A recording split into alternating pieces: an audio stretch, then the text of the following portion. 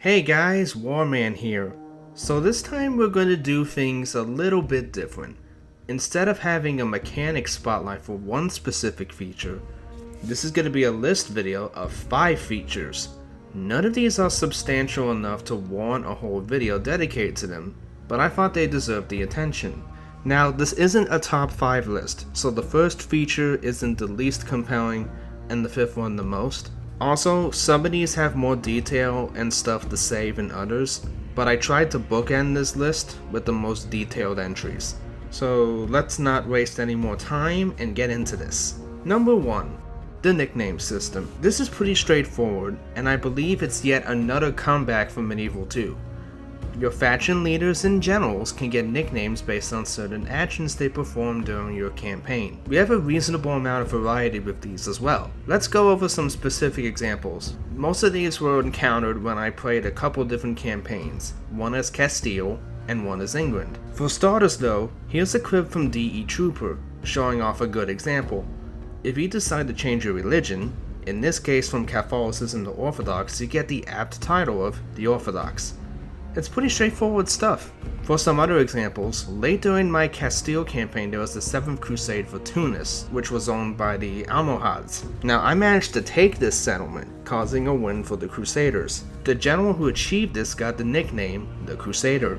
Other common names I saw were the Builder, the Old, and the Undying. A couple times I saw the Impaler, which was hilarious, but by far the best one, which I sadly enough couldn't get any footage of, was the time when one of my Castilian generals got the title The Bewitched. That one, I have no idea what happened, but I suspect it might have something to do with his wife. Well, no matter how it happened, it shows how all kinds of events in the game can give your characters these names. As a side note, we also have a Roman numeral system, so if you get multiple popes with the same name, it adds like the 5th or whatever after it, like Pope Urbanus V. It's the little things we've done to try and add more depth and immersion to the campaign. Number 2. Single region 10 slot settlements. This one managed to sneak under the radar for a lot of people. Another thing inspired by Medieval 2. It was always kind of weird having to go by Attila's province system. This led to weird and unfortunate results at times, like how settlements that should be major capitals just weren't able to be because of how it was set up. For example, Paris was the capital of France, and shouldn't be of lesser size than Orleans. DE Trooper was able to figure this one out, and ensure that all settlements can get the love and care they deserve, by making them all single regions. Now there was one unfortunate side effect of the single region settlements, and that was a lack of interactions between various settlements. Compounding this was the limitation of slots meant it was harder for settlements to get what they needed. Now we did try and mitigate this with certain buildings giving certain effects, but once again it was DE Trooper who was ultimately able to remedy this problem by giving the player more slots to work with. We increased the amount of slots your settlements can have to 10, thanks to a special program that the mod runs that makes it all possible. It is legit and safe and leads to the person be able to do more with their settlements. Right now we're exploring what else we can use this particular type of modding for, so stay tuned on that. Number 3. Dynamic faction ranks and decisions. The mod features a dynamic faction rank system. We give the players the ability to play as a lot of smaller factions, like the Duchy of Burgundy, the Second Bulgarian Tsardom, the County of Flanders, and others. One big thing that became apparent during the closed alpha test was how weird it was when you became a major power that you would still marry a county or a duchy. It just wasn't satisfying, so we fixed this by the time of the open alpha, so now there is a dynamic system the larger you get. The larger you get, the greater your power is, the greater your title, going all the way to Empire. A lot of this is also synergized with our decision system. The decision system is something that if we had more to it right now, or like more decisions ready for it, I'd probably make it either its own entry or even its own video.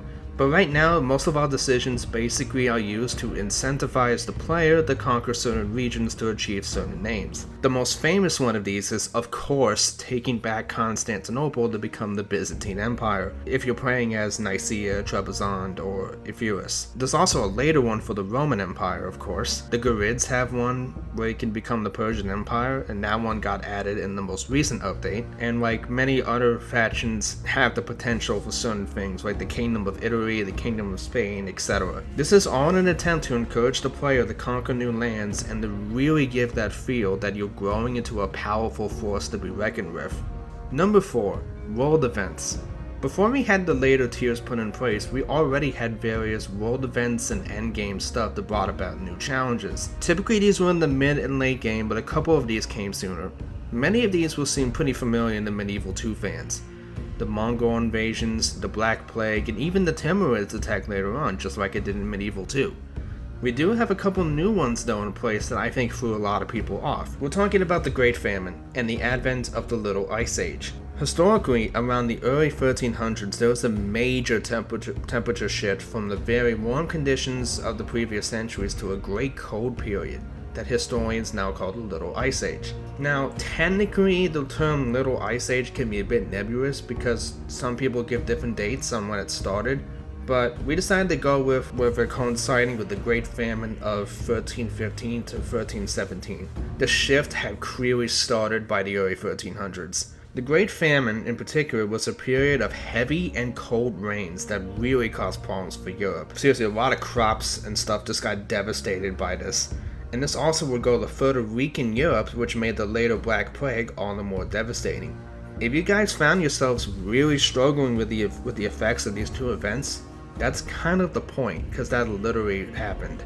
It's just something you gotta take into account when you go out there campaigning. Many of these events were also gonna give cutscenes, just like we did for the Crusades. We're still figuring out the best way to go about making them, since it would be decidedly hard to recreate how they did the Black Plague event in Medieval 2, for example, and some, like the Great Famine, we would have to basically do from scratch. But one day we'll get something together. Number 5.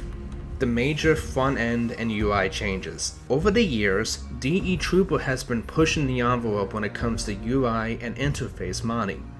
Through his efforts, he's fixed or heavily negated problems we were having at various points. To start off on the custom battle side of things, one problem we were grappling with was there were so many factions being listed that it actually cut off the screen, which cut off certain entries. This was particularly a problem with smaller resolution monitors. We tried to work around this by cutting out certain factions like we done the German duchies and Polish factions. Sorry guys, but this only got us so far. DE Trooper stepped in, and through his wizardry this problem is now a thing of the past. We have a lot more room now, so the sky really is the limit.